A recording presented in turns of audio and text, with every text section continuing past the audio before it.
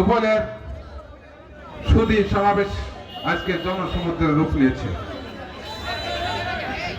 সমাবেশের সম্মানিত সভাপতি